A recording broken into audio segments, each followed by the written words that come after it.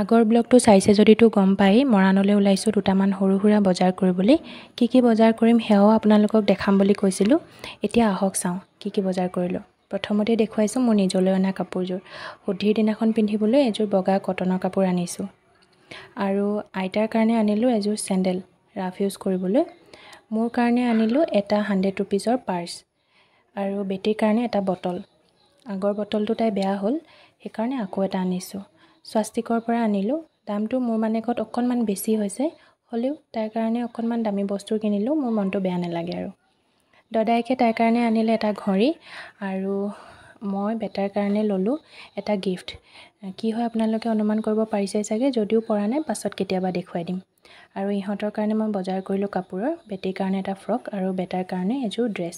মৰাণৰ এছএন মাৰ্কেটৰ ভিতৰত যিখন বেবী শ্বপ আছে তাৰ পৰাই মই কাপোৰবোৰ কিনোঁ। বেটীৰ কাৰণেও আগতে তাৰ পৰাই কিনিছোঁ, এতিয়া আকৌ বেটাৰ আৰু বেটী দুয়োটাৰ কাৰণে তাৰ পৰাই লৈছোঁ।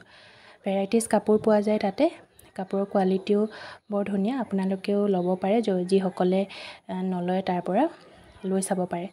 আৰু বেটাৰ কাৰণে মাক দেউতাকে অনা কাপোৰযোৰ মোৰ খুব মৰম লাগিলে, সেইকাৰণে আপোনালোককো দেখুৱাই